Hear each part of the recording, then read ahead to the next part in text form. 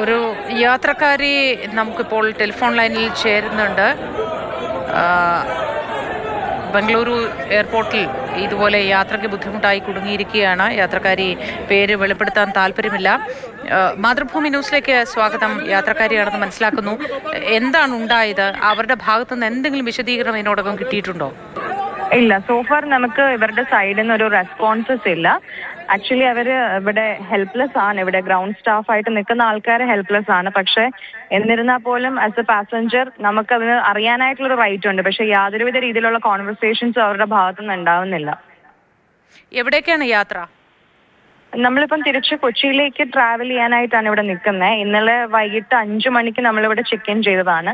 ഈ സമയമായിട്ടും ഓരോ മണിക്കൂർ കൂടുന്തോറും അടുത്ത 3 മണിക്ക് ഫ്ലൈറ്റ് ഉണ്ട്, 2 മണിക്ക് ഉണ്ടെന്ന് പറഞ്ഞ് നമ്മളിവിടെ നിർത്തുന്നതല്ലാതെ പ്രോപ്പർ ആയിട്ടൊരു അപ്ഡേറ്റ് തരുന്നില്ല. ഇപ്പൊ നമ്മൾ ചോദിച്ചപ്പോഴും അവർ പറയുന്നത് പൈലറ്റ് റെഡി ആയിക്കൊണ്ടിരിക്കുന്നു, ക്യാബിൻ ക്രൂ വരുന്നു എന്നൊക്കെയാണ്, അല്ലാതെ ഒരു പ്രോപ്പർ അപ്ഡേഷൻ വരുന്നില്ല.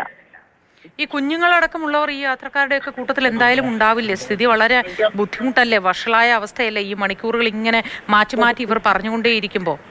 അതിപ്പോ ഓൾറെഡി നിങ്ങൾ വീഡിയോ കണ്ടിട്ടുണ്ടാവും എന്ന് ഞാൻ പ്രതീക്ഷിക്കുന്നത്. അതായത് ചെറിയ കുട്ടികൾ അവർ കരഞ്ഞുകൊണ്ടിരിക്കുകയാണ്. ആൻഡ് മോറോവർ ഫുഡിന്റെ അവൈലബിലിറ്റി, അങ്ങനെ ഒരുപാട് കാര്യങ്ങളുണ്ടല്ലോ. മോറോവർ ഇവിടെ എയർപോർട്ടിനുള്ളിലുള്ള എക്സ്പെൻസസ് ടു ഹൈ ആൻഡ് ഇവിടെ ആൾക്കാർ ലിറ്ററലി സ്റ്റക്കാണ്. ശരിയാണ്. വിമാനത്താവളത്തിനുള്ളിൽ നിന്നും ഒരു കുപ്പി വെള്ളം വാങ്ങണമെങ്കിൽ പോലും എത്ര രൂപ കൊടുക്കണമെന്ന് യാത്ര ചെയ്യുന്നവർക്ക് അറിയാവുന്നതാണ്. അങ്ങനെയെങ്കിൽ ഭക്ഷണമടക്കം കഴിക്കാൻ വലിയ തുക ചിലവാവും.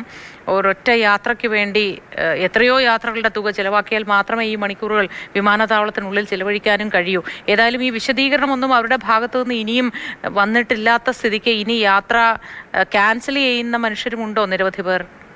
അല്ല, ഇവര് ഫ്ലൈറ്റ് ക്യാൻസൽ ചെയ്യുന്നില്ല. അതായത് ഇവര് ഫ്ലൈറ്റ് ക്യാൻസൽ ചെയ്ത് നമുക്ക് റീഫണ്ട് ഇനിഷ്യേറ്റീവ് അല്ലെങ്കിൽ അങ്ങനത്തെ കാര്യങ്ങൾ ചെയ്യണം. ബാഗേജ് പോലും തരുന്നില്ല. നമ്മളിവിടെ ടോട്ടലി ഇവര് എന്താ പറയാ, ഒരു ഹോസ്റ്റേജിനെ പോലെ സ്റ്റക്കാക്കി വെച്ചിരിക്കാന്ന് തന്നെ പറയാം. ബാഗേജ് തരുന്നില്ല, അവർ ഫ്ലൈറ്റ് ക്യാൻസൽ ചെയ്യുന്നില്ല, റീഫണ്ടിനെ കുറിച്ച് സംസാരിക്കുന്നില്ല. നോ ഇൻഫർമേഷൻ ഫ്രം ആ എയർലൈൻസിന്റെ സൈഡിൽ നിന്ന്. എന്തെങ്കിലും ഒരു അപ്ഡേഷൻ ഉണ്ടെങ്കിലല്ലേ നമുക്ക് അതിന്റെ നെക്സ്റ്റ് സ്റ്റെപ്പ് എടുക്കാൻ പറ്റുള്ളൂ. ഇതിപ്പോ നമ്മള് ചെക്ക് ഇൻ ആയി നമ്മളിവിടെ സ്റ്റക്കായി നിൽക്കുകയാണ്. ശരി ശരി, വളരെ നന്ദി ഒപ്പം ചേർന്നതിന്. ഏതായാലും ഒരു യാത്രക്കാരിയാണ് വിവരങ്ങൾ പങ്കുവച്ചത്. കുഞ്ഞുങ്ങളടക്കമുള്ളവർക്ക് വലിയ ബുദ്ധിമുട്ടാണ് വിമാനത്താവളത്തിൽ ഉണ്ടാകുന്നത്. നമുക്കറിയാം, വിമാനത്താവളത്തിനുള്ളിൽ കൊടുക്കേണ്ടി വരുന്ന തുക ഓരോ സാധനം വാങ്ങുമ്പോഴും ഇത്രയധികം മണിക്കൂർ അവിടെ ചെലവഴിക്കുക എന്നാൽ വലിയ ബുദ്ധിമുട്ടുള്ള കാര്യമാണ്. ബംഗളൂരിൽ നിന്നുള്ള ദൃശ്യങ്ങളാണ് നിങ്ങൾ ഇപ്പോൾ കാണുന്നത്. വിമാന കമ്പനി അധികൃതർ നിസ്സഹായരായി നിൽക്കുന്നതും നമുക്ക് കാണാം.